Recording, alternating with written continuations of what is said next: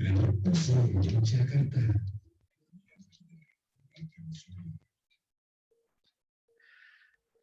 Bismillahirrahmanirrahim. Assalamualaikum warahmatullahi wabarakatuh. Alhamdulillah, hamdan katsiran thayyiban mubarakan fih, kama yuhibbu rabbuna wa yarda. Wa asyhadu an la ilaha illallah wahdahu la syarikalah. Wa asyhadu anna Muhammadan abduhu wa rasuluh. Allahumma salli ala Muhammad wa ala alihi wa sahbihi wa man tabi'ahum bi ihsanin ila yaumiddin. Amma ba'du. Ya, selamat pagi Sobat Muslim. Kembali lagi bersama kami di 1467 AM, Radio Muslim Yogyakarta, memurnikan akidah, menebarkan sunnah. Alhamdulillah, puji dan syukur kita panjatkan kepada Allah Subhanahu wa Ta'ala. Salawat dan salam semoga senantiasa tercurah kepada junjungan kita Rasulullah Muhammad Sallallahu Alaihi Wasallam beserta keluarga, sahabat beliau, dan kepada orang-orang yang senantiasa istiqomah mengikuti sunnah beliau dengan baik hingga akhir zaman kelak. Amin ya robbal alamin.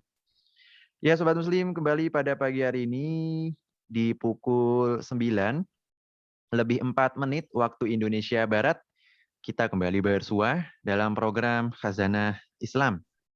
Sebagaimana informasi yang telah kami sampaikan sebelumnya, insya Allah dalam program Khazanah Islam pada pagi hari ini, kita kembali akan melanjutkan dan menyimak pembahasan atau kajian rutin kita di setiap Sabtu pagi, yakni kajian spesial parenting Islami bersama guru kita, Ustadzuna Abu Salma Muhammad Hafizallahu Ta'ala. Kajian serial parenting atau kajian spesial parenting Islami di pagi hari ini kembali akan meneruskan pembahasan mengajarkan anak tauhid dengan metode tanya jawab yang orang dewasa juga membutuhkannya. Mengambil faedah dari Kutoyib, buah karya Syekh Salim Sa'ad At-Tawil, Hafizallahu Ta'ala, yakni As'ilah wa Ajwibah Lisiori la yastagni anhal kibaru. Dan insya Allah pada pagi hari ini kita akan kembali masuk di pertemuan berikutnya, yaitu pertemuan ke-25. Setelah pekan lalu, qadarullah kita libur ya Sobat Muslim. Alhamdulillah Allah mudahkan kita untuk kembali melanjutkan pembahasan bersama beliau, Ustadz Abu Salma Muhammad, terkait serial mengajarkan anak tauhid dengan bertanya jawab. Dan Sobat Muslim, pembahasan selanjutnya juga di pagi hari ini yang akan beliau bahas adalah melanjutkan pembahasan dari pertanyaan yang ke-50 tentang pertanyaan apakah definisi puasa. Ya, silakan di pagi hari ini Sobat Muslim bisa kirimkan pertanyaan mengenai parenting atau pendidikan anak kepada Ustadz Abu Salma Muhammad. Kami persilakan Sobat Muslim bisa melayangkan pertanyaannya melalui layanan chat WhatsApp atau pesan singkat SMS di nomor 0823 2727 5333. Dan Alhamdulillah kita kali ini telah terhubung kembali dengan beliau, Ustadzuna Abu Salma Muhammad. Kita sapa terlebih dahulu. Assalamualaikum warahmatullahi wabarakatuh, Ustadz. Waalaikumsalam warahmatullahi wabarakatuh. Alhamdulillah, bagaimana kabar Ustadz pagi hari ini, Ustadz? Ya, alhamdulillah sehat. Normal afiat Mas Yusuf. Alhamdulillah, alhamdulillah. Semoga Allah Subhanahu wa taala senantiasa menjaga kesehatan antum, Ustadz. Amin, Diberikan amin. penjagaan beserta keluarga. Amin. Jazakallahu khairan, Ustadz, atas waktunya di pagi hari ini.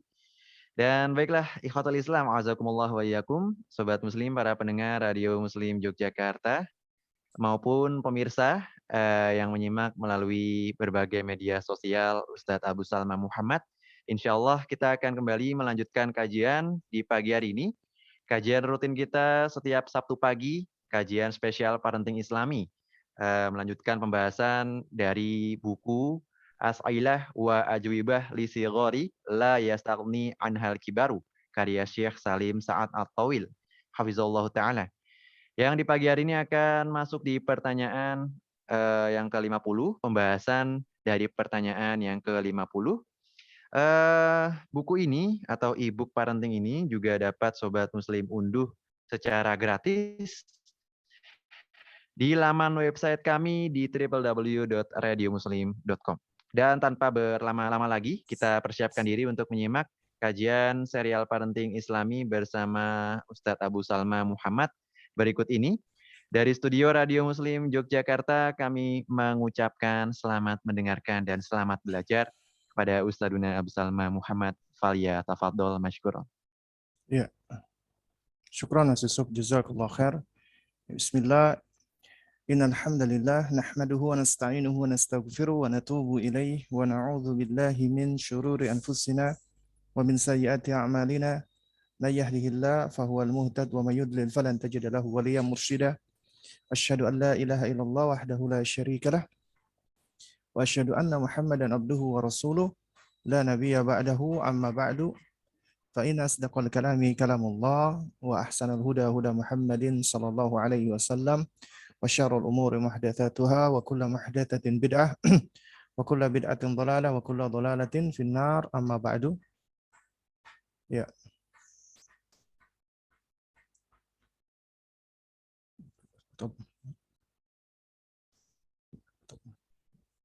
Ikhwatal kiram rahimani wa rahimakumullah, para pendengar Radio Muslim ya Jogja, dan juga yang mengikuti kajian kita di platform yang lainnya ya. Ya, alhamdulillah kita bersyukur kepada Allah. Di pagi hari ini kita diperkenankan untuk melanjutkan kembali ya bahasan kita, yaitu As'ilatu ajwibatu lisigori ma la yastaghni anhu al-kibaru. Ini ditulis oleh Fadilatul Syekh Salim bin Sa'ad At-Tawil hafizahullahu taala. Ya. Sebelumnya juga saya mohon maaf ya bagi kawan-kawan yang tadinya mengikuti atau hendak mengikuti dari YouTube ya. Ternyata qadarullah wa masyafa'ala ya. Akun saya disuspend selama 7 hari dengan alasan katanya ada pelanggaran ya, yaitu pelanggaran berkaitan dengan organisasi kriminal ya, yang sangat aneh sekali ya. Dan konten yang dijadikan sebagai sebab itu padahal adalah konten yang berupa video pendek, isinya adalah dialog ya antara seorang nahkoda dengan seorang ahli nahwu ya.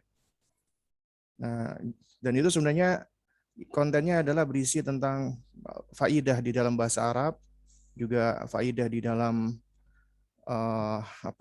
bahwa setiap orang itu punya ketajaman masing-masing ya, punya spesialisasi masing-masing, punya kelebihan masing-masing gitu ya. Dan juga faidah tentang tidak sepatutnya kita berbuat sombong ya. Nah, tapi nggak tahu anehnya konten ini dikatakan adalah konten yang bermuatan kekerasan, dan ini udah yang kesekian kalinya ya, konten-konten yang tidak ada kaitannya dengan violent ya, dengan kekerasan itu dijadikan sebagai sebab atau alasan. Nah, baik, di pagi hari ini kita insya Allah akan melanjutkan ya, ini di pertemuan yang ke-25 ya kalau saya tidak salah ingat ya, pertemuan yang ke-25, yaitu pertanyaan yang ke-50 ya. Di pertemuan yang lalu kita belajar tentang mengajarkan anak tentang zakat ya. Arifiz zakah ya pertanyaannya. Ya, nak definisikan atau jelaskan apa itu zakat ya. Nah,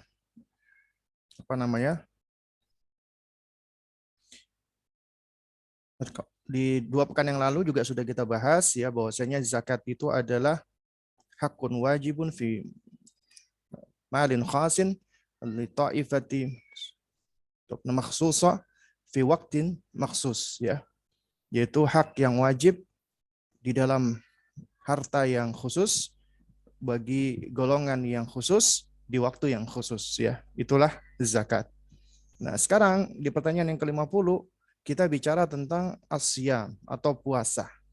Ya. Arifis siyam. Nah, definisikan apa itu siyam, apa itu puasa.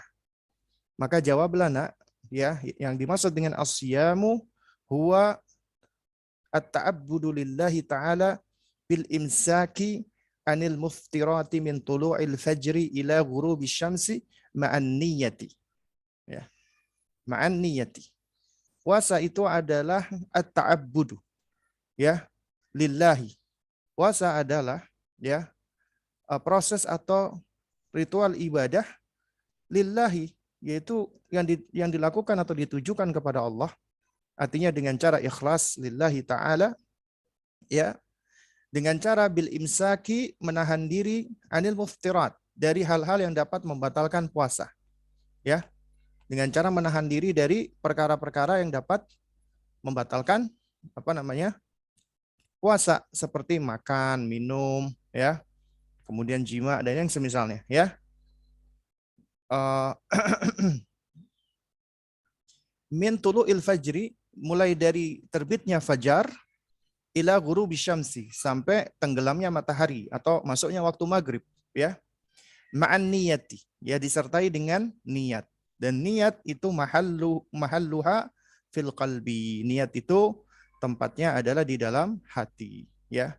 Jadi tidak perlu untuk diucapkan, karena memang setiap amalan itu tergantung niatnya, ya. Innamal a'malu binniyati. Ya, setiap amalan itu tergantung niatnya. Jadi niat itulah yang mempengaruhi, ya, perbuatan atau amalan, ya. Nah,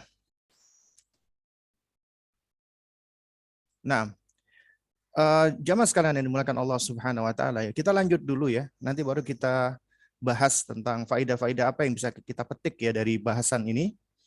Ya, yaitu yang berikutnya, pertanyaan ke-51, ya. Ini juga metode yang digunakan penulis, ya, yaitu dengan cara menyempurnakan hadis, ya.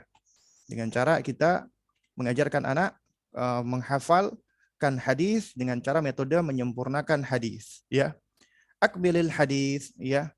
Akmilil haditha, wahai nak, sempurnakan hadis ini.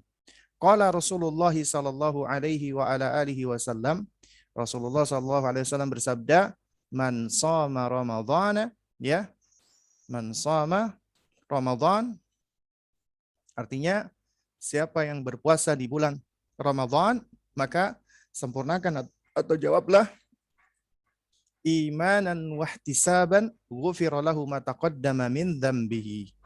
Imanan, dengan penuh keimanan, wahtisaban, dan juga dengan penuh pengharapan, ghufira lahu, maka akan diampuni baginya, ya, ma taqaddama min dzambihi, yaitu dosa-dosanya yang telah berlalu, ya. Dosa-dosanya yang telah lalu maka akan diampuni oleh Allah Subhanahu wa taala, ya. Nah, jadi jamaah sekalian, para aba dan ummahat, ikhwan dan akhwat yang rahimani rahimakumullah. Ya, di sini kita akan membahas, ya, tentang puasa, ya, mengajarkan atau mendidik puasa bagi anak-anak kita. Nah, sebagaimana kita ketahui, ya, bahwa Allah Subhanahu wa taala mensyariatkan puasa bagi siapa? Bagi orang-orang yang beriman, ya. Sebagaimana dalam firman-Nya, ya, surat Al-Baqarah 183, ya ayyuhalladzina amanu. Jadi seruan Allah kepada siapa? Orang-orang yang beriman. Kutiba alaikumus siyamu, diwajibkan atas kalian berpuasa. Ya, jadi yang pertama, faidahnya ayat ini adalah Allah menyeru, memerintahkan kepada siapa? Orang-orang beriman. Untuk apa? Untuk berpuasa. Nah, jadi puasa adalah amalannya orang-orang beriman. Karena Allah menyeru orang-orang beriman. Nah, ini diantara pijakan yang perlu kita ajarkan kepada anak-anak kita. Ya, nak, puasa itu adalah perbuatan atau amalannya orang-orang beriman. Karena Allah Subhanahu wa taala menyeru, memanggil, ya, kepada orang-orang beriman. Ya ayyuhalladzina amanu, wahai sekalian orang-orang yang beriman, ya. Kutiba alaikumus siyamu, ditetapkan atau ditentukan atas kalian puasa. Ya. Jadi Allah Subhanahu wa taala menetapkan puasa bagi orang-orang yang beriman. Kama kutiba alal ladzina min qablikum. Sebagaimana ya diwajibkan ya atas orang-orang sebelum kalian. Nah, di sini kita ngambil pelajaran berikutnya adalah apa?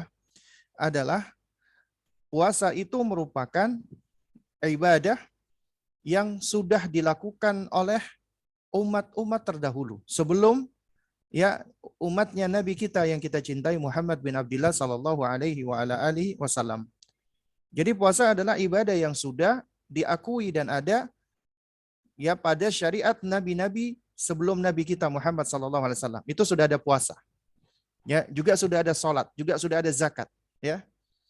Nah, ini jadi di antara amalan ibadah yang sudah ada ya dari kaum sebelumnya, ya.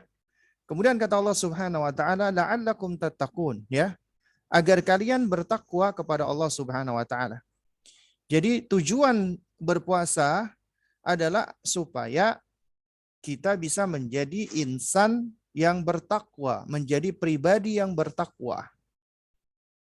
Dan ingat, ketakwaan itu adalah nasihatnya Allah Subhanahu wa taala, nasihatnya para nabi dan rasul minal awwali ilal akhir, dari awal sampai akhir. Makanya seringkali kita dapati nasihat yang menyeru untuk bertakwa. Ya ayyuhalladzina amanu ittaqullaha haqqa tuqatih wa la tamutunna illa wa antum muslimun. Ya ayyuhan nasu, ya, ittaqu rabbakumul ladzi khalaqakum min nafsin wahidah.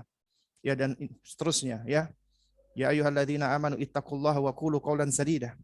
Ya, bahkan Nabi juga seringkali menasihatkan, ya, ittaqillaha haitsu ma kunta. Ya. Bertakwalah kamu dimanapun kamu berada. Ya.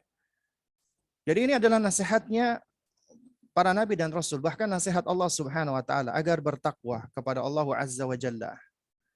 Dan di antara buah takwa, ya, itu selain mendapatkan keridhaan Allah, kecintaan Allah, balasan Allah berupa surganya, ya, Allah Subhanahu wa taala juga akan memberikan kepada orang-orang bertakwa yaitu kemudahan dan jalan keluar dari kesulitan serta rezeki yang tidak disangka-sangka. Sebagaimana firman Allah Subhanahu wa taala, ya, wa may yattaqillaha yaj'al lahu makhraja wa yarzuqhu min haitsu la yahtasib. Ya, siapa yang bertakwa kepada Allah Subhanahu wa taala, maka Allah akan memberikan jalan keluar baginya dan memberikan rezeki dari jalan yang tidak disangka-sangkanya. Itu buah ketakwaan kepada Allah Subhanahu wa taala. Dan yang dimaksud dengan takwa, ya, maknanya adalah, ya, man ja'ala bainahu wa bainallah, ya, al-wiqayah. Yaitu orang yang menjadikan antara dirinya dengan diri Allah itu adanya pelindung, adanya perisai, yang mana dia berlindung dari kemarahan Allah Subhanahu wa taala, dari kemurkaan Allah Subhanahu wa taala, dari azab Allah Azza wa Jalla. Dengan cara apa? Menaati semua perintah Allah dan menjauhi semua larangan Allah Subhanahu wa taala. Ya. Nah, ternyata untuk bisa meraih ketakwaan diantaranya dengan cara berpuasa. La'allakum tattaqun, ya, agar kalian bertakwa kepada Allah Subhanahu wa taala. Kemudian dikatakan ayyaman, ya, ma'dudat, ya. Ayyaman ma'dudat, ya. Artinya adalah, ya, yaitu hari-hari yang sudah tertentu. Maksudnya puasa itu sudah tertentu waktu-waktunya, hari-harinya. Ya, di bulan Ramadan bisa 29 hari atau 30 hari sesuai dengan, ya, kondisi bulan saat itu dengan cara melihat hilal, melihat bulan muda, ya, ru'yatul hilal. Ya. Nah, jadi hari-harinya itu sudah tertentu. Karena itu, ya, berpuasa di bulan Ramadan itu hari-harinya sudah tertentu, yaitu ditentukan di bulan Ramadan, ya, imma 29 hari atau imma 30 hari. Ya. Nah, kemudian Allah Subhanahu wa taala menunjukkan, ya, bagaimana kebaikannya Allah Subhanahu wa taala. Ya. Kata Allah Subhanahu wa taala, "Faman kana minkum maridhan." Ya. Dan barang siapa di antara kalian ada yang sakit. Nah, karena siapa di antara kita yang tidak pernah sakit? Kita semua pernah mengalami sakit dan bisa jadi kita sakit ketika jatuh di bulan Ramadan, ya. Ketika berpuasa kemudian kita sakit nih. Allah Subhanahu wa taala sebagai Rabb kita, Khalik kita, ngerti tentang kondisi makhluknya. Dan Allah Subhanahu wa taala menjadikan agama Islam ini, syariatnya itu adalah syariat yang mudah, yang tidak memberatkan, karena Allah Subhanahu wa taala la yukallifullahu nafsan illa wus'aha. Tidak akan membebani seseorang melebihi daripada kapasitasnya. Allah tahu tentang kondisi-kondisi kita. Makanya Allah terangkan manakala kita mengalami kondisi faman kana minkum maridhan, ya, siapa di antara kalian yang sakit, au ala safarin, atau ketika dia sedang melakukan perjalanan safar. Karena kita manusia juga nggak lepas dari yang namanya melakukan perjalanan atau safar. Ya. Dan perjalanan atau safar, ya, ini sejatinya juga sebagaimana dikatakan oleh Rasulullah SAW adalah qit'atun minal adab, ya, adalah potongan dari adab. Karena ketika seseorang safar, ya, dia akan merasakan kelelahan, dia merasakan capek, dia tidurnya tidak nyaman, ya, istirahatnya juga tidak begitu nyaman, ya, sampai benar-benar dia tiba di lokasi ataupun di tempat. Selama dia perjalanan, maka itu adalah aktivitas yang sebenarnya melelahkan. Mungkin meskipun di zaman ini tampak menyenangkan, tapi tetap itu suatu hal yang melelahkan. Ya. Dan Allah tahu yang seperti ini. Karena Allah Subhanahu wa taala adalah Rabb kita.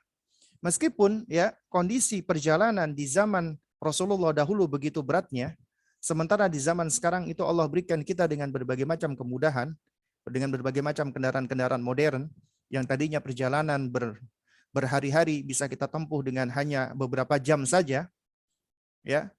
Tapi Allah Subhanahu wa taala tidak absen pengetahuannya, ya, berkenaan dengan kondisi hamba-hambanya baik di zaman dahulu dan zaman sekarang, dan Allah tetap memberikan rukhsah, memberikan keringanan. Keringanan yaitu bagi orang-orang yang sakit atau orang-orang yang safar, maka fa'iddatun min ayyamin ukhar. Maka dia boleh menggantinya, ya, di hari-hari yang lain. Artinya dia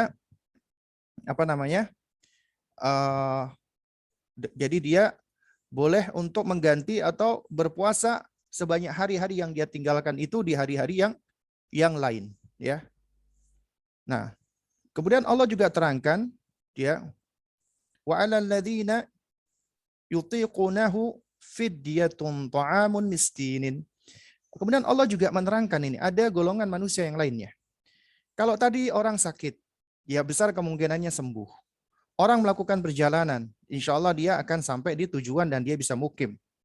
Nah, tapi di situ ada orang-orang yang tidak memiliki kemampuan. Entah karena usianya sudah sangat tua, ya, atau dia punya penyakit menaun yang tidak sembuh-sembuh. Maka kondisi-kondisi seperti ini Allah memberikan keringanan, rukhsah kembali, yaitu apa? Fidyatun ta'amu miskinin, yaitu memberikan fidyah, ya, berupa makan bagi orang-orang miskin, bagi orang-orang yang tidak memiliki kemampuan, ya. Nah, jadi ini menunjukkan apa? Menunjukkan betapa, ya, baiknya Allah Subhanahu wa taala. Orang sakit, orang safar, ya, yang mengandung masyaqqah, kesulitan, Allah berikan kemudahan-kemudahan. Ya. Kemudian juga orang-orang yang sudah tua, yang jompo, atau orang-orang yang penyakitnya menahun, ya, yang sudah kronis menahun dan tidak sembuh-sembuh, ya. Atau juga wanita yang hamil, hamil kembali, menyusui kembali, maka dia boleh mengganti puasanya dengan membayar fidyah. Ya, dengan membayar fidyah. Itulah Rabb kita Allah Subhanahu wa taala yang mengetahui kondisi hamba-hambanya, ya. Nah, kemudian kata Allah Subhanahu wa taala, faman tatawwa, ya, khairan fahuwa khairul lahu, ya. Kata Allah Subhanahu wa taala, barang siapa, ya, yang tatawwu, ya, artinya yang dia bersuka hati atau dengan kerelaan hati mengerjakan kebaikan, maka itulah atau khairul lahu, ya kebaikan untuknya. Karena setiap kali atau manakala kita berbuat kebaikan, maka kebaikan itu kembalinya adalah kepada hamba itu, kembali kepada kita sendiri. Karena ini kaidah yang penting ya, pijakan yang penting. Setiap kali kita beribadah, melakukan amal soleh, itu kebaikannya kembali kepada kita. Karena sejatinya Allah tidak butuh dengan amal perbuatan kita. Tapi yang kita butuhkan adalah kitalah yang butuh beramal.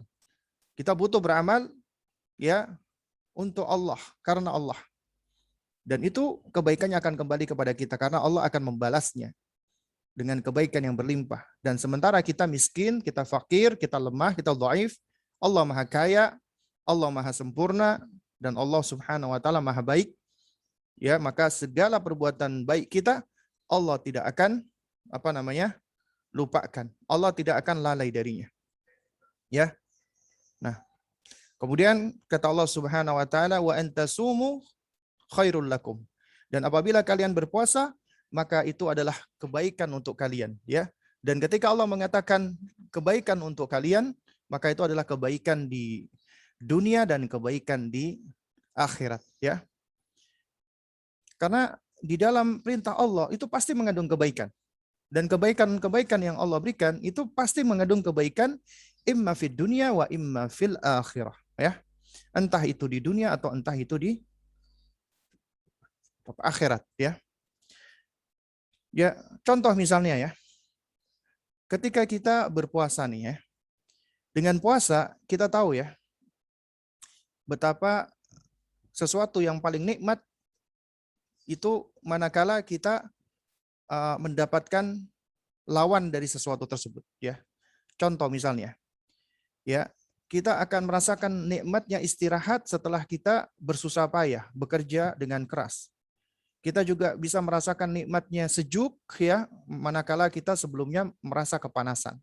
Juga demikian sebaliknya, kita akan merasakan nikmatnya hangat manakala kita sebelumnya kedinginan, ya. Nah, jadi sesuatu itu akan lebih dikenal kesempurnaan hikmahnya dengan lawannya. Nah, juga demikian, ya. Allah ketika menguji kita dengan sakit, maka kita akan merasakan betapa nikmatnya kesehatan itu. Demikian pula, ya, ketika Allah menguji kita dengan lapar, maka betapa nikmatnya makanan yang kita makan. Ya, makanan itu jadi nikmat. Meskipun itu makanan yang mungkin kita nggak begitu suka, tapi karena lapar, akhirnya kita menjadi lalap, ya, ketika memakannya. Karena begitu nikmatnya, ya. Nah, karena itu kata Nabi SAW, di antara yang membuat orang-orang berpuasa berbahagia itu adalah ketika berbuka puasa, ya, ya. Nah, kata Nabi SAW, walis-shaimini, ya, ya. Walis-shaimina farhatan. Bagi orang-orang yang berpuasa memiliki dua kebahagiaan. Ya, yang pertama adalah apa?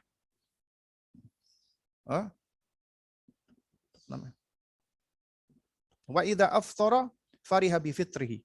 Apabila datang waktu berbuka, maka dia berbahagia dengan berbukanya. Dia senang ketika dia harus berbuka ketika datangnya waktu maghrib. Dia merasakan betapa nikmatnya. Ya, itu nikmat di dunia. Tapi ada lagi nikmat yang lebih utama lagi, ya. Kata Nabi SAW, wa idza laqiya rabbahu, ya, fariha bi saumihi. Dan ketika dia berjumpa dengan Allah, dengan Rabbnya, maka dia akan berbahagia dengan puasanya. Makanya wa antasumu khairul lakum. Dengan berpuasa itu adalah kebaikan bagi kalian, ya. Ya. Nah,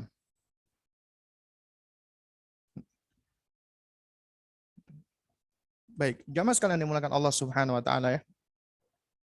Ini semua menunjukkan betapa, ya, agama kita Islam ini adalah agama yang sempurna. Agama yang mengandung kebaikan dunia dan akhirat. Ya, agama yang diridhai oleh Allah Subhanahu wa taala satu-satunya. Dan agama yang mudah, dan Allah menghendaki kemudahan itu. Karena Allah Subhanahu wa taala tidak menghendaki kesulitan bagi hamba-hambanya ya. Karena di surat Al-Baqarah ayat 185 di bagian akhir Allah mengatakan yuridullahu bikumul yusra wala yuridu bikumul usra. Allah menginginkan bagi kalian kemudahan. Allah tidak kepengen ya kesulitan atau kesukaran bagi kalian ya. Kemudian di akhir Allah mengatakan wala'allakum tashkurun, agar kalian bersyukur kepada Allah Subhanahu wa taala. Memang kita harus bersyukur ketika Allah memberikan hidayah kepada kita sehingga kita pun mendapatkan taufik ya, kita mengenal Rabb kita Allah Subhanahu wa taala. Kita harus bersyukur kepada Allah Subhanahu wa taala karena Allah ya menjaga fitrah kita berada di atas Islam. Kita harus bersyukur kepada Allah Subhanahu wa taala karena Allah mengutus nabi dan rasul, terutama nabi kita Muhammad sallallahu alaihi wasallam, dan kita diberikan bimbingan untuk bisa mengenal beliau dan mengikuti, mencintai ya beliau alaihi salatu wassalam.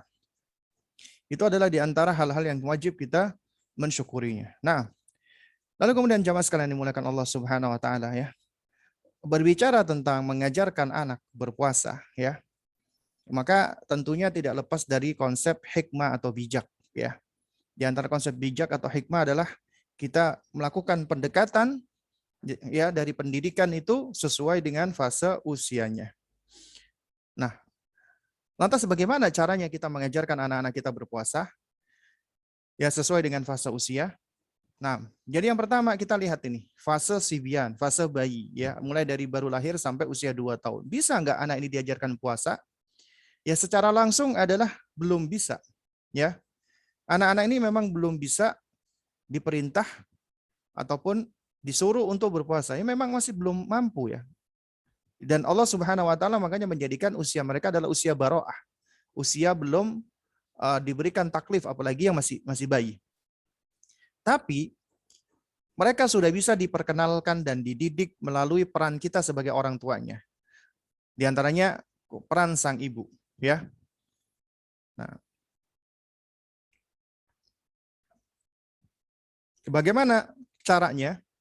Ya di antara caranya adalah ya kita harus menampakkan kebahagiaan dan syukur kita ketika bulan Ramadan itu datang. Sehingga anak kita yang bayi, ya sedikit banyak itu bisa merasakan, ya bisa bisa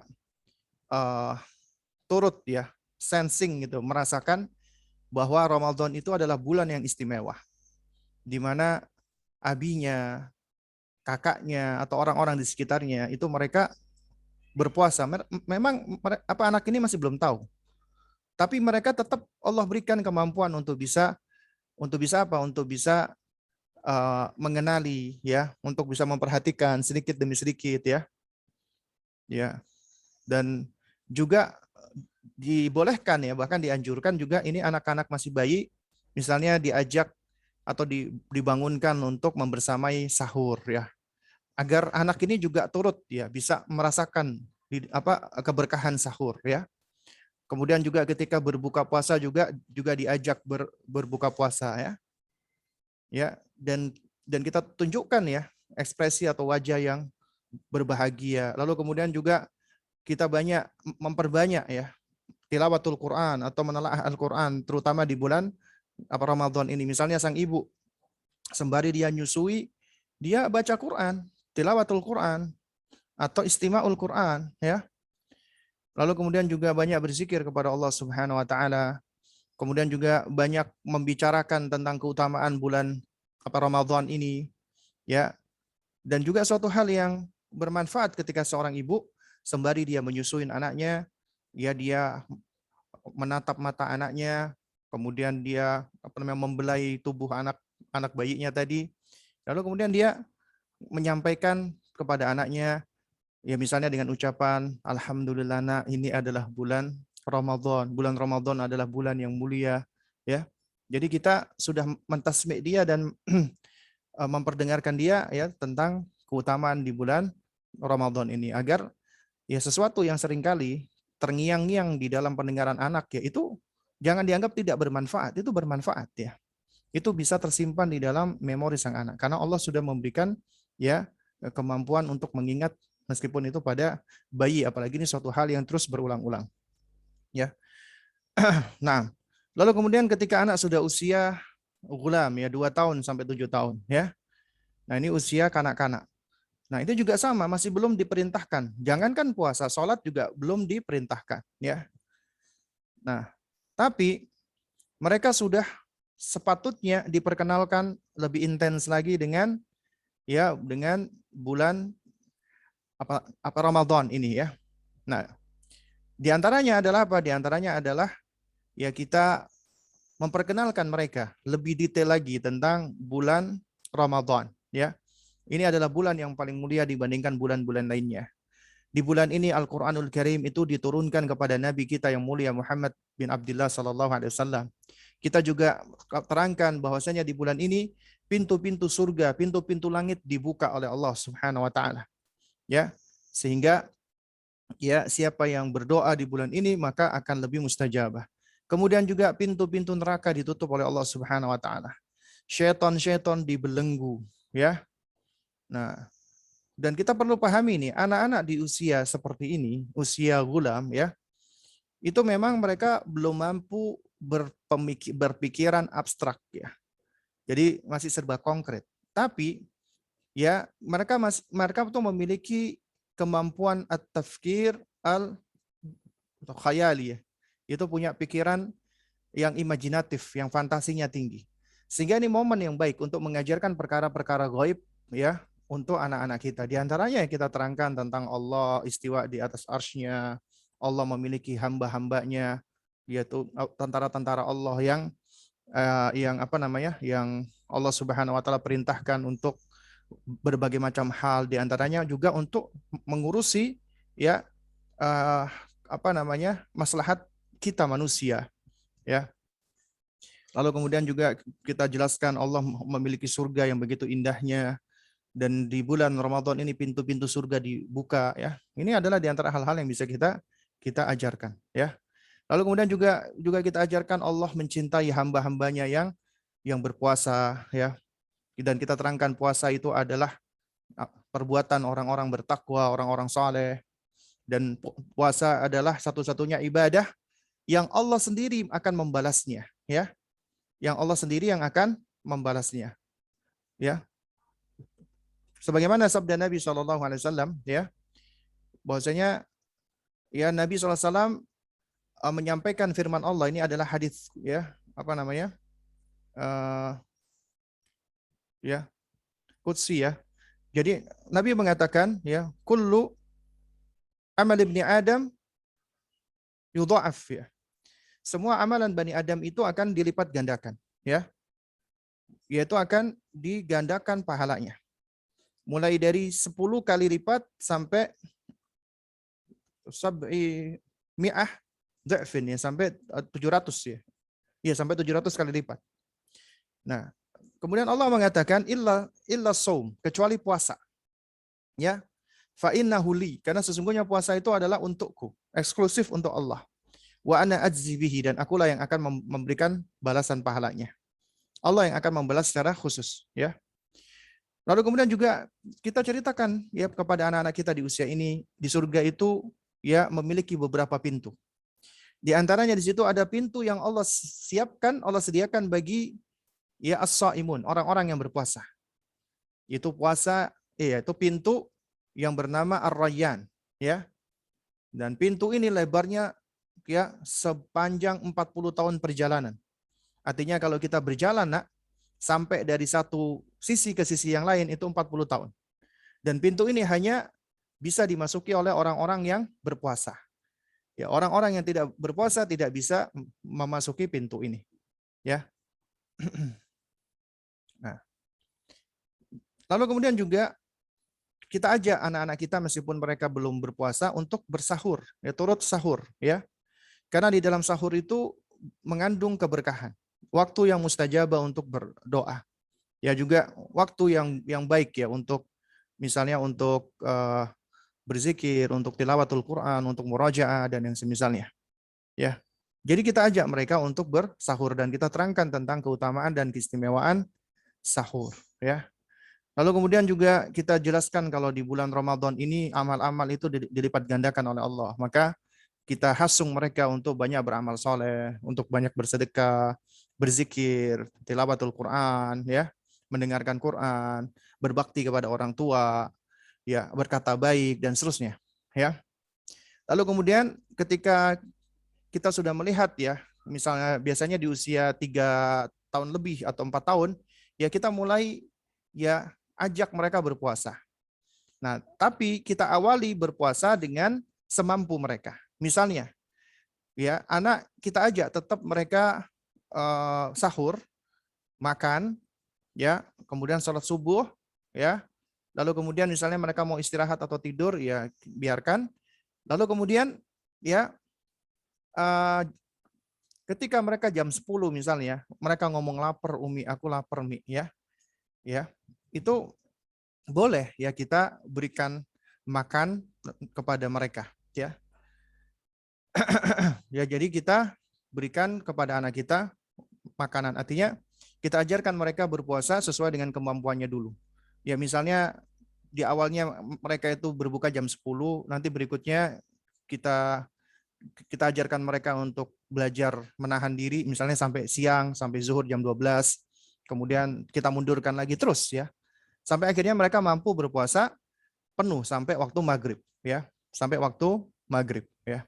Dan kemudian juga jangan kita mengajarkan anak berpuasa dengan cara paksaan, dengan cara kasar, dengan cara-cara yang yang bisa menyebabkan mereka malah tidak menyukai puasa, ya.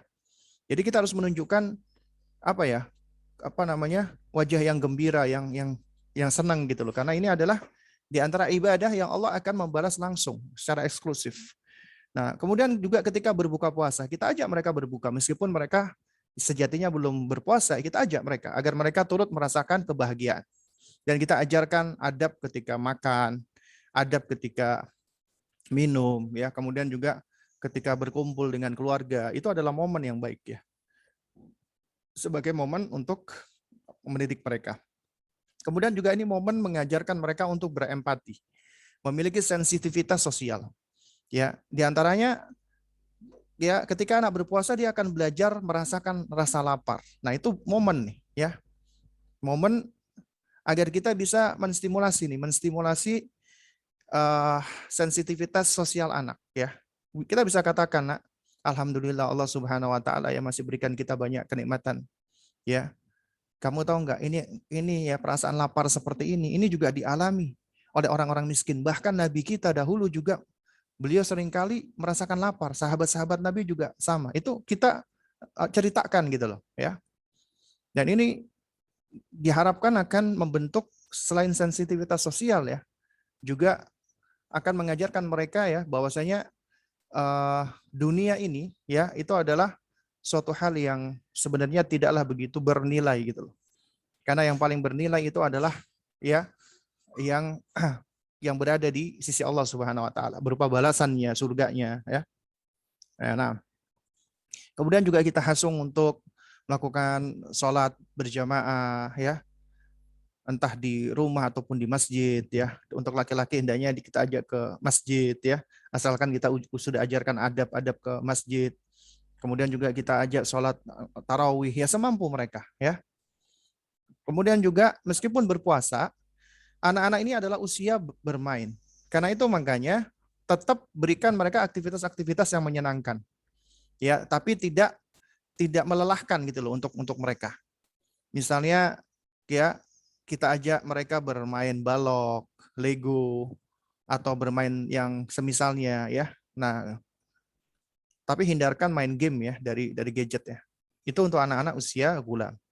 Kemudian untuk anak usia mumayyiz, usia yafi, ya, 7 tahun, ya, sampai 10 tahun, ya, maka ini anak yang sudah Allah bekali dengan kemampuan kognitif yang sudah lebih maju, ya. Artinya kognitifnya, sensorik, motoriknya itu juga sudah optimal, ya. Rentang konsentrasinya juga sudah lebih baik, ya. Mereka juga sudah lebih bisa tenang. Mereka sudah lebih bisa memahami ucapan, instruksi, perkataan, dan mereka juga sudah lebih mampu untuk merespon, menjawab, ya, dan menjelaskan opini mereka. kemampuan berbahasa dan berkomunikasi anak di usia ini sudah sangat baik sekali. Dan yang nggak kalah penting adalah mereka sudah memiliki kemampuan untuk memilah mana yang buruk, mana yang baik, mana yang berbahaya, mana yang tidak. Ya.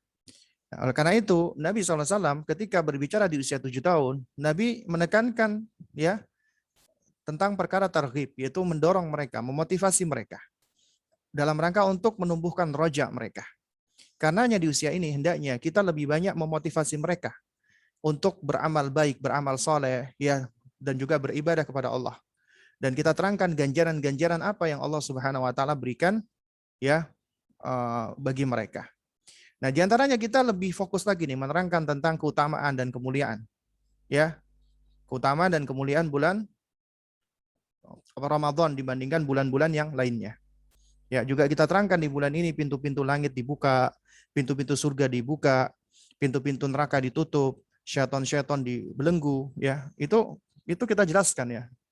Dan kalau perlu ya kita bacakan hadisnya, ya, dan kita perdengarkan, kita jelaskan artinya, dan kalau perlu mereka juga turut menghafalkannya, ya. Nah, di antara hadis Nabi ya, riwayat Imam Bukhari dan Muslim yang muttafaqun alaihi, Nabi mengatakan idza jaa Ramadhanu, ya, futihat abwabul jannah. Apabila datang bulan Ramadan, maka pintu-pintu surga akan terbuka.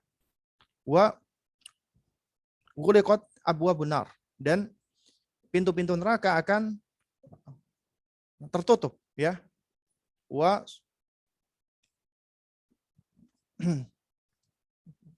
suffidatis syayatin, ya. Dan syaitan-syaitan itu akan dibelenggu, ya. Nah, ini diantara hal-hal yang apa ya, kita lebih intens lagi ya menjelaskan. Kemudian juga kita perlu lebih detail lagi, lebih intens lagi menerangkan tentang keutamaan puasa. Apa fadilahnya?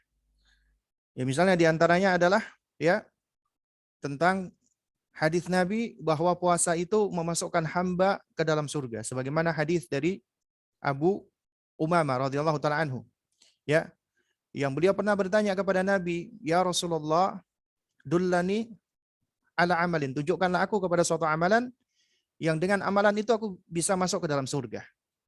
Ya, maka Nabi mengatakan, ya, berpuasalah, puasa, ya, karena tidak ada amalan yang sepadan dengannya, ya. Jadi berpuasa. Dan juga ya kita jelaskan juga bahwasanya Allah lah yang akan membalas puasa itu secara eksklusif, ya.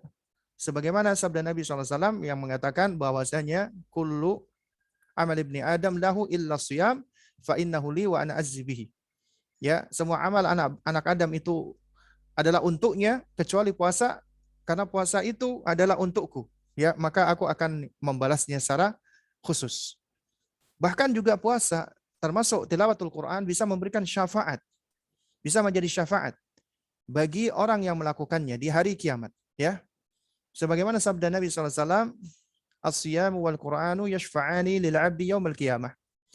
Ya, puasa dan Quran itu bisa memberikan syafaat bagi seorang hamba di hari kiamat. Ya.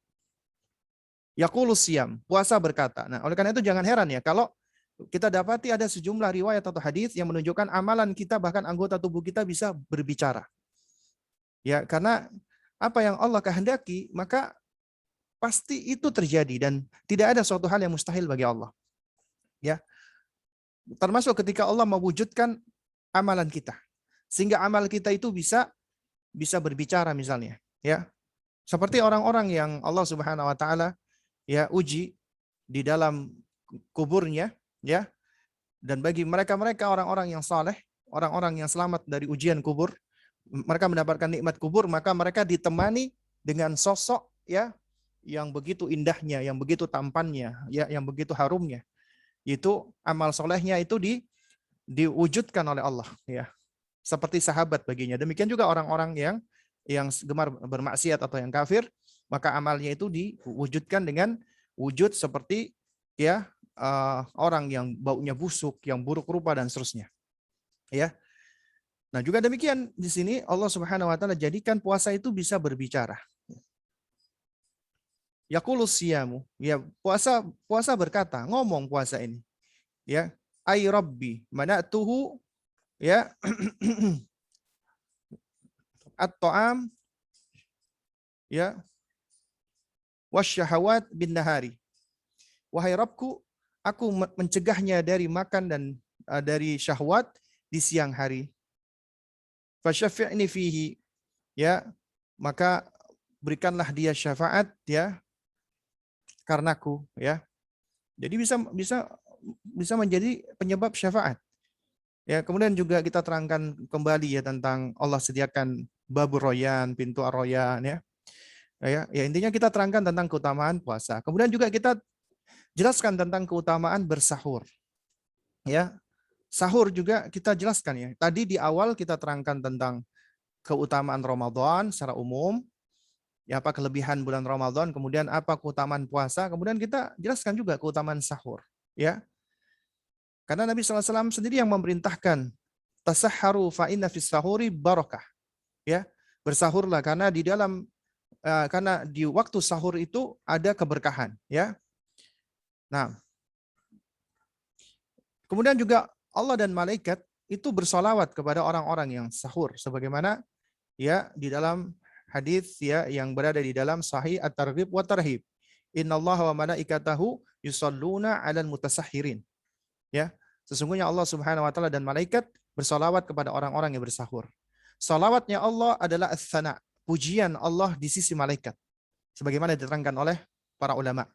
Allah ketika bersolawat artinya pujian. Allah memuji.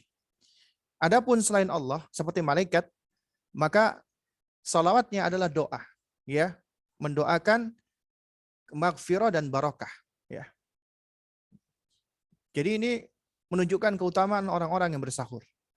Kemudian juga sahur itu merupakan ya tuntunan Nabi SAW yang dipraktekkan oleh Nabi SAW. Karena Nabi tidak pernah meninggalkan sahur di bulan Ramadan, meskipun itu hanya seteguk air, ya.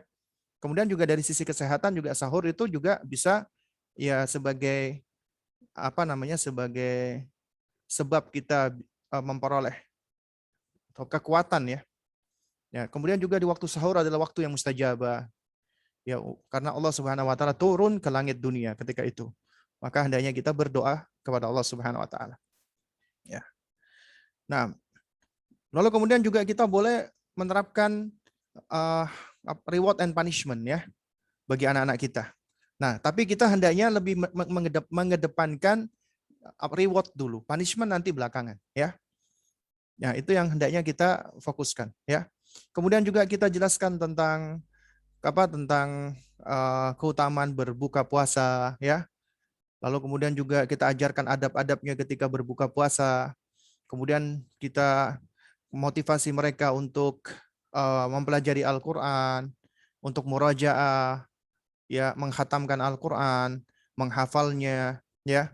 Lalu kemudian juga untuk anak laki-laki kita hasung agar sholat di masjid, sholat 5 waktu, sholat taraweh. Untuk perempuan ya yang lebih utama tetap di rumahnya, ya.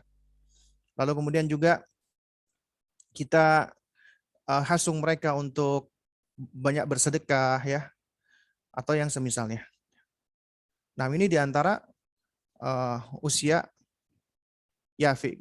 Kemudian usia murahik, ya, ini yang terakhir, ya, karena usia hazawar atau murahik adalah sampai usia balik, ya, karena balik anak sudah menjadi taklif, ya.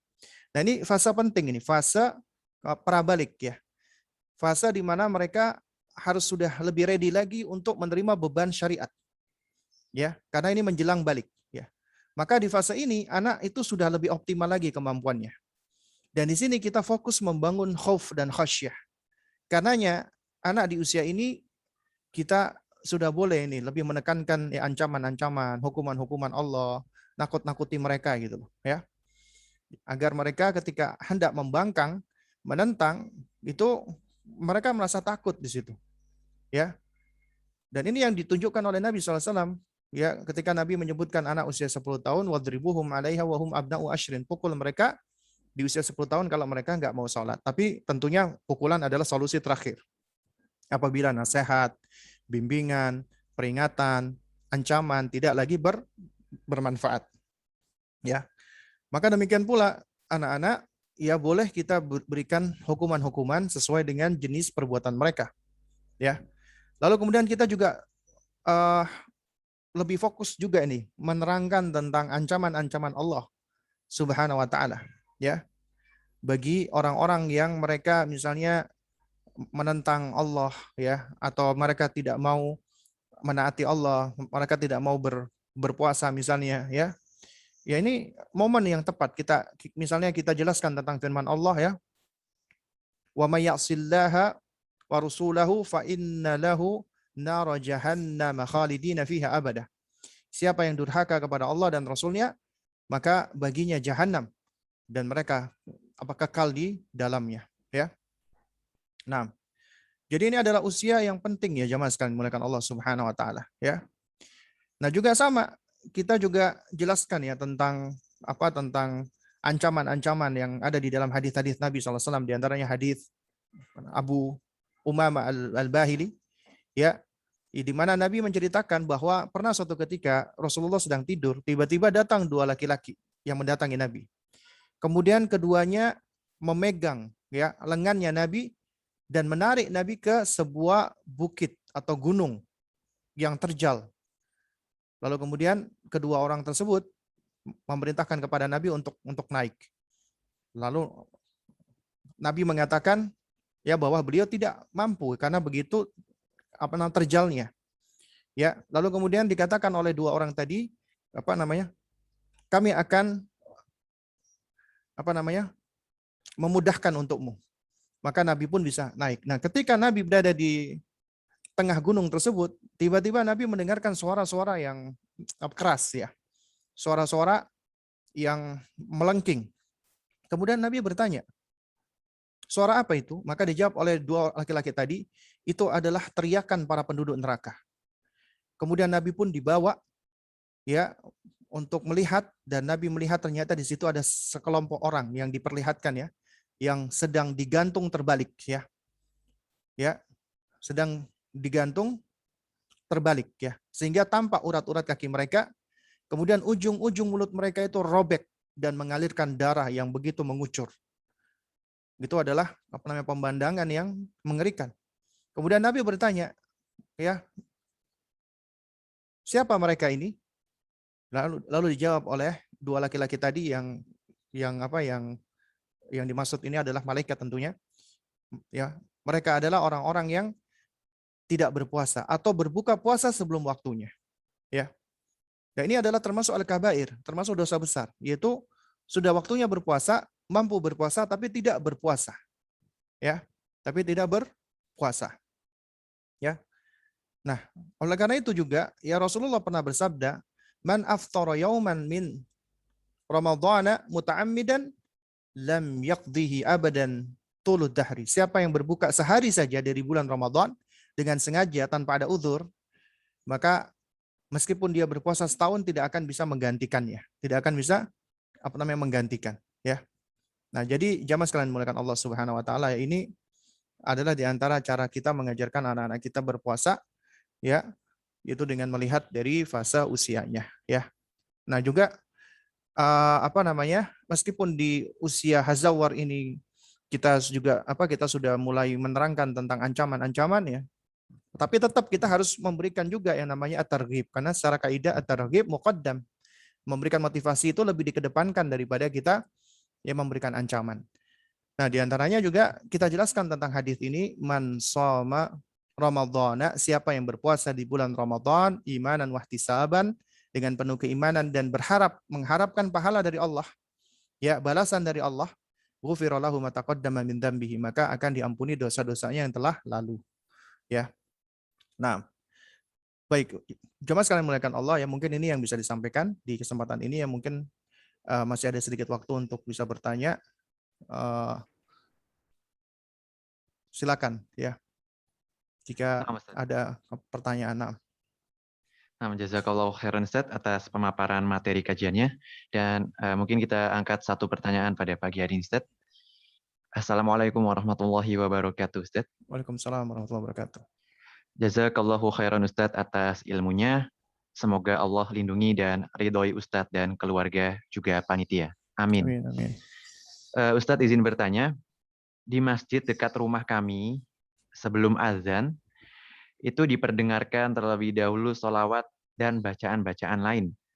Nah, setiap ada suara ini, kami bilang ke anak kami yang berusia 4,5 tahun bahwa ini tidak dilakukan Rasulullah. Jadi kakak tidak usah baca ya. Nah, kemudian timbul pertanyaan dari anak-anak Ustadz. Anak bertanya, Bunda, berarti orang di masjid itu bukan Islam ya? Kemudian saya menjawab, Ustadz, Islam, tapi belum diberi hidayah oleh Allah. Bagaimana seharusnya saya menjawab?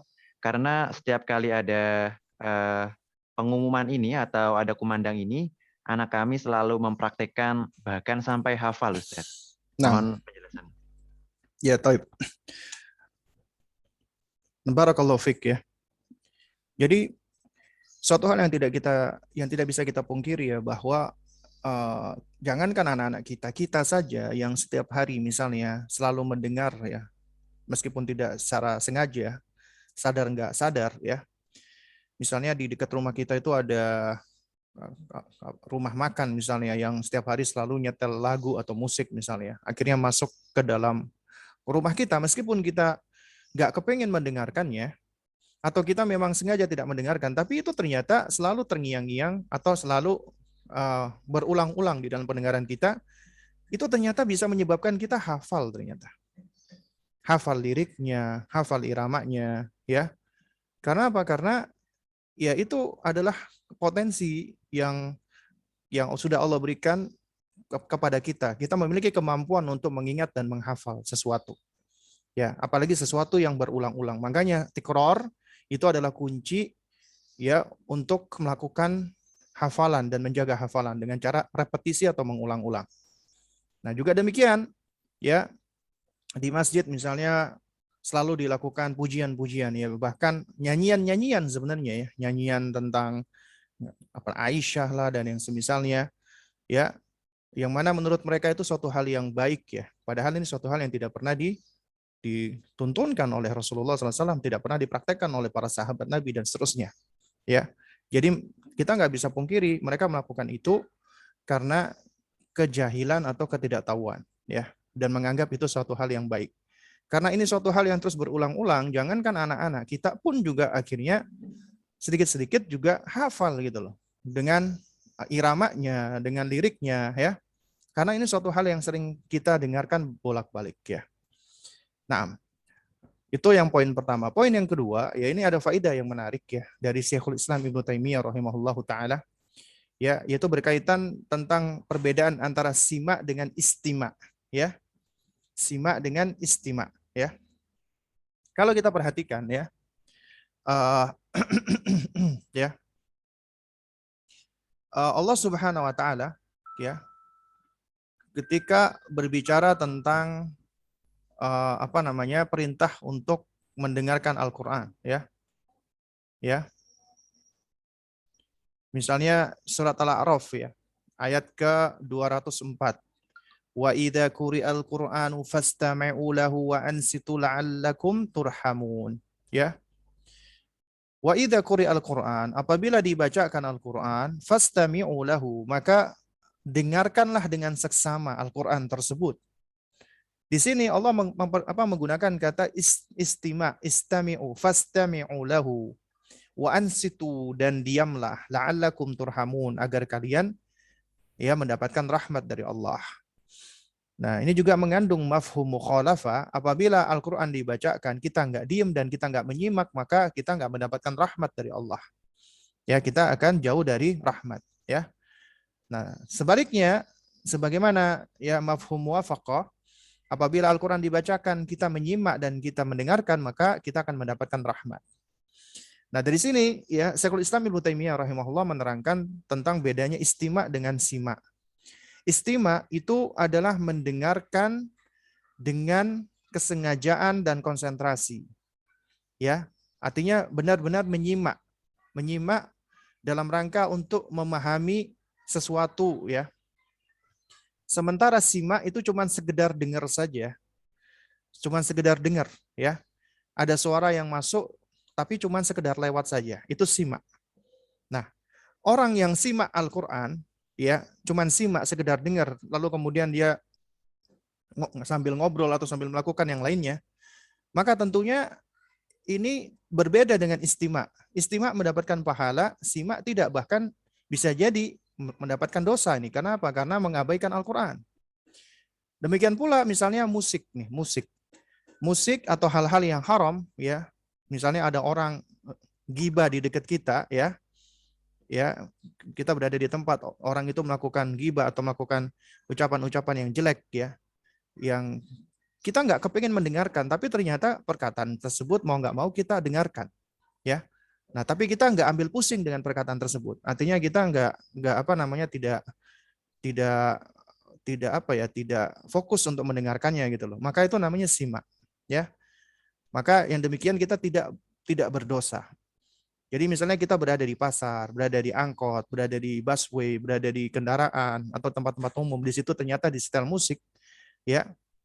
Nah, jadi suara musik itu mau nggak mau akhirnya terdengar ya. Kita kedengaran gitu loh suara musik tersebut. Nah, selama kita tidak fokus konsentrasi mendengarkannya, menyimaknya, maka kita tidak berdosa. Ya. Tapi apabila ini suatu hal yang berulang-ulang, maka ya biasanya kita akan hafal ya iramanya, ritmenya, liriknya. Ini suatu hal yang kita nggak bisa pungkiri. Karena itu yang ketiga, ya, yang lebih baik kita lakukan adalah kita berupaya menghindar semaksimal mungkin apabila ada hal-hal tersebut. Misal contoh, ya, di masjid dekat rumah kita itu setiap kali mau azan itu selalu ada nyanyian-nyanyian, ya.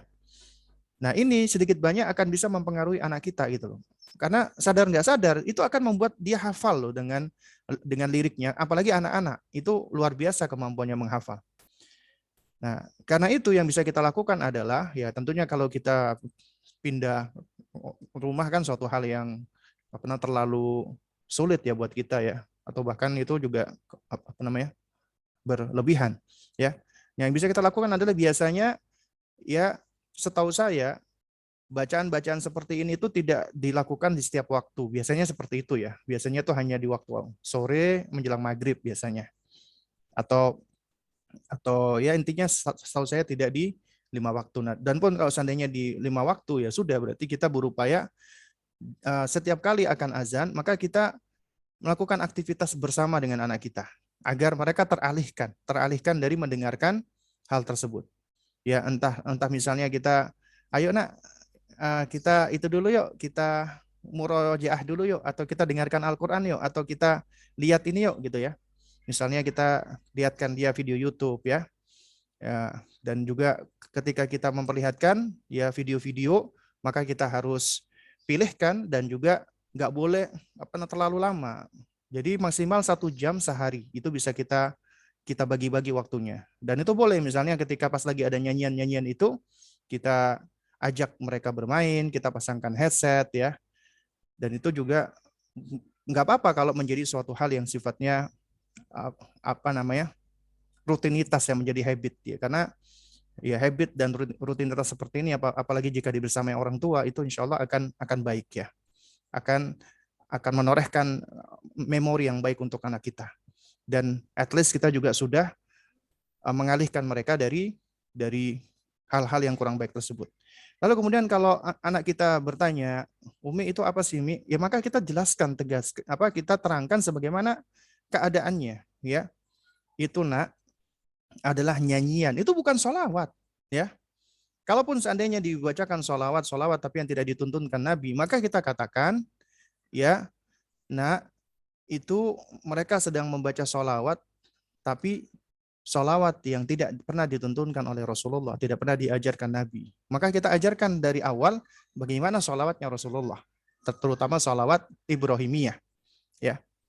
Lalu kemudian kita ajarkan yang namanya sholawat ya, itu kita ucapkan ketika mendengarkan nama Rasulullah, kemudian ketika kita lagi sholat di saat tahiyat ya, atau ketika kita hendak berdoa kepada Allah Subhanahu wa taala kita bersolawat, atau ketika kita hendak berbicara atau memberikan nasihat atau berceramah itu juga dianjurkan kita bersolawat, ya. Nah ini kita sebutkan. Tapi ya kita tidak dianjurkan bersolawat ketika mau minum solawat, mau makan solawat, mau pakai baju solawat dan seterusnya. Ya, jadi kita tidak dianjurkan seperti itu. Kalau seandainya itu baik, maka sahabat yang pertama kali akan mempraktekannya, mengamalkannya. Maka kita harus mengajarkan juga tentang sahabat-sahabat Nabi. Ini memang butuh waktu dan butuh proses. Ya, jadi nggak bisa instan. Ada langkah-langkahnya, ada tahapan-tahapannya. Lalu kemudian, ya kadang-kadang anak-anak memang menilai sesuatu itu hitam dan putih.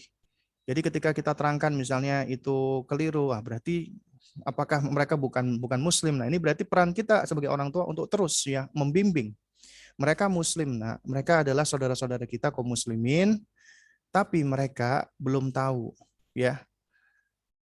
Kita harus terangkan bahwa di dalam kehidupan ini, ya, kita harus sudah mengenalkan kepada mereka ada kebaikan, ada keburukan, ada kesalahan, ada yang benar, ada kejahatan, ada kebaikan, ada kebatilan, ya, dan ada yang hak, ada kebid'ahan, ada sunnah, ada syirik, ada tauhid, ada kafir, ada muslim. Itu harus sudah kita terangkan, sudah harus kita jelaskan, ya, ya.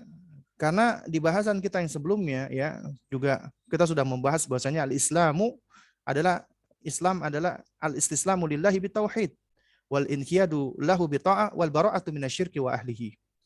Ya, Islam itu adalah kita submit, ya, memasrahkan diri kepada Allah dengan tauhid, tunduk kepada Allah dengan menaatinya, dan berlepas diri dari kesyirikan dan para pelakunya. Ya, jadi kita harus sudah ajarkan tentang hal tersebut, ya, tentang ini baik, ini buruk, ini salah, ini benar, ini sunnah, ini bid'ah, ini syirik, ini tauhid, harus sudah diajarkan, ya, dari semenjak mereka kecil. Dan kita nggak perlu khawatir ketika kita mengatakan misalnya, nah ini keliru, nah ini bid'ah, nah ini syirik, nah ini perbuatan kufur. Ya, itu harus sudah kita ajarkan agar mereka tahu dan itu sudah terpatri di dalam diri mereka. Nah, lalu kemudian kita ajarkan bagaimana kita menyikapi pelakunya. Pertama, ya, kita ajarkan dulu, ya, menilai perbuatannya. Kalau menilai perbuatan salah, benar. Ya, syirik, ya, kafir. Itu kalau kita berbicara tentang perbuatan orang tersebut. Itu perbuatan maksiat, nah itu perbuatan jelek. Kita harus katakan. Nah, tapi berkaitan dengan pelakunya, maka ini juga ada rinciannya gitu loh. Karena tidak semua orang yang jatuh kepada kejelekan dia adalah orang yang jelek gitu loh. Ya. Jadi tidak mesti orang yang melakukan bid'ah maka dia adalah mubtadi. Ya. Itu enggak mesti demikian gitu loh. Karena itu pendekatan yang kita lakukan adalah apa? Pendekatannya adalah, ya, kita mendidik empati mereka dan simpati mereka. Ketika melihat orang melakukan kesalahan, kita wajib membenci kesalahan tersebut. Tapi untuk membenci pelakunya, maka itu butuh perincian. Ya, karena yang kita tumbuhkan dulu yang pertama kali adalah perasaan perasaan kasihan dulu. Ya. Kasihan dulu. Kasihan kenapa? Kasihan itu orang melakukan perbuatan buruk. Karena kemaksiatan itu sejatinya adalah, ya, menzalimi diri sendiri, menganiaya diri sendiri. Sehingga orang yang melakukan kemaksiatan dia sedang menzalimi dirinya sendiri. Ya, kita harus merasa kasihan. Nah, bentuk kasihan kita adalah dengan cara mendoakan kebaikan. Mudah-mudahan ya nak dapat hidayah. Kemudian juga kalau mampu kita berikan nasihat. Kita ingatkan sesuai dengan kapasitas dan kemampuan kita.